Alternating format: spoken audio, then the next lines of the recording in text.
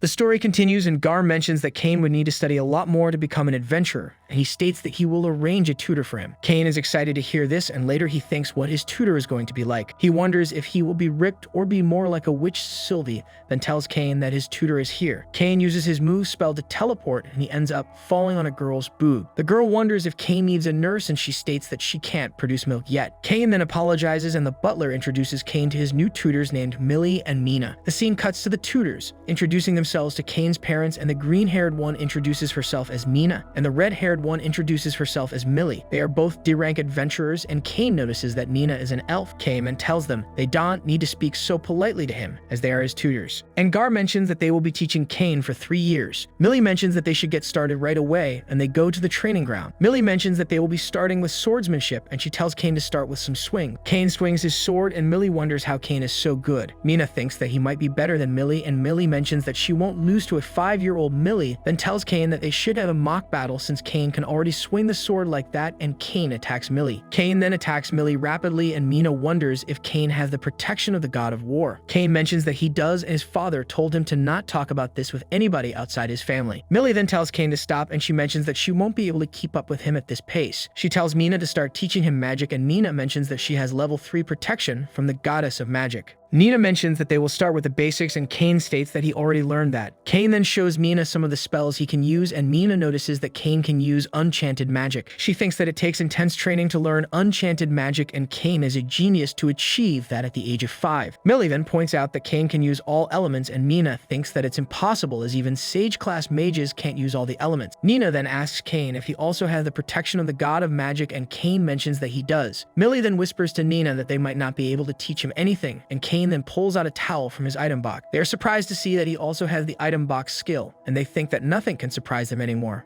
Nana then mentions that they can't teach him here, as this place won't last long against his power. Cain then wonders if they can conduct his lessons outside, and he mentions that he has never left the mansion except for his baptism. Millie thinks that it might be better if they practice outside, and she mentions that they will need to convince his father first. The scene then cuts to them asking permission from his father, and they mention that Cain has surpassed the beginner level in both magic and swordsmanship. They state that teaching him intermediate level here will destroy the mansion. They then ask for permission to teach him outside the mansion, and Garm agrees, but he mentions that they have to return by sundown. They then venture out of the mansion, and they arrive at the plain. Nina now tells Cain to try intermediate magic on a rock lying around, and Cain mentions that he will start with Firewall. He then uses Firewall, and he decimates the rock. Millie then thinks that the spell must have drained a lot of Cain's magic power, and she wonders if Cain feels tired. Cain mentions that he doesn't, and they are surprised that Cain also has an insane amount of magic. A killer rabbit then attacks them, and Cain slays it with his air bullet. They congratulate him on his first score. The kid decides to put it in his item box to show his sister and mother. Later, Millie is fascinated seeing an item box at work. She reveals that she is planning on buying a magic bag when she has enough money saved up. They explain that it's a magic item with the same abilities as the item box for those who are not blessed with the skill, but the bag is crazy expensive. She changes the topic back to their session, suggesting that they do some more hunting since they have time to kill. Nina uses a search spell to locate some enemies. Cain is interested in learning this spell, and after a brief explanation of how it works, he tries it and gets it the first time. Not only that, he takes it a step further and can tell the number and types of creatures. He runs ahead to deal with them. The trio takes out the group, but some escape into the forest. So Cain has a need for speed and wants to go on a hot pursuit. His teachers stop him and explain that it is dangerous there. Every few decades, the ferocious monsters and their charge out and try to destroy the city, which is why it has such high walls. This only gives Cain another incentive to become an adventurer, so that he can help for it to happen again. That night, before he goes to bed, he checks his stats and is shocked to see that he's at level 8 after doing so little. He blames the gods for making him too overpowered. The following day, the tutors surprise Cain by taking him to the guild hall to find contracts for stronger monsters, as they feel like their student can handle it. However, the kid gets excited and runs after them inside. As they interact with the receptionist to find the right contract, they are interrupted by a bigger adventurer who tries to bully them because they are D rank. He teases them and asks if they're doing a babysitting quest since they are with Cain. He then gets into Millie's face and orders her to ditch Cain and pour him a drink. You can tell from her expression that she turned her face away because his breath is kicking. She tells him to go to a bar that offers that kind of service. Nina informs him that they are on duty at the moment, which gets him angry. As he takes her hand, the other two party members apprehend Nellie. Cain is having none of this behavior, so he grabs the C-Rank's hand, alerting him that he's interfering with their training. His teacher orders him to run, but he slaps the bully's hand, which sends him crashing to the floor in pain. The man gets up irate, ready to teach the kid a lesson, but Cain slips his punches and knocks him off balance twice. The C-Rank draws his sword to fight the kid. Cain dodges all his strikes as as he demands that he apologize to his tutors. He then comes down with an attack that the kid grabs with his 2 fingers. The guy tries to pull the sword back, but he's not able to until the kid tosses him out like the piece of trash that he is. The other 2 get scared and hold Millie at knife point. Cain doesn't back down and kicks him out too. His teachers thank him as their attackers lay outside unconscious. Millie points out that he's good at martial arts as well. He tells her that he studied it in books, and with that ordeal taken care of, they head to the forest where he continues to train every day. The trio even squeeze in some time to have picnic. The end of 3 years of training finally comes. Sylvia brings clothes to Cain's room with the news that his tutors declined to extend the duration of their contracts. He understands that he can't tie down 2 adventurers for too long, but he wonders if there is a way he can thank them. They have been so good to him over the years. Cain remembers that Millie wanted a magic bag, and that night he heads into the forest to gather materials from monsters to make the bags. He knows Millie likes the color red, so he defeats a Bloodover. Nina is team green, so he does the same to an earth dragon. A guard at his station sees his attacks from the city wall and thinks that it's a monster outbreak, so he sounds the alarm. Garm assembles his men and rush into the forest to halt them, but when they arrive, all they find is a crater in Cain's handkerchief. With no monsters in sight, Cain completes the last part of the training as they officially graduate him. They acknowledge that he already knew everything, but it was still nice to teach him. Cain uses this opportunity to give them the magic bags that he made. When he tells them the materials he used to make them, they enlighten him that even a party of A-class adventurers would struggle to defeat monsters of that caliber. He tells them that the storage capacity of the bags is not too bad as it can fit the mansion. This shocks the 2,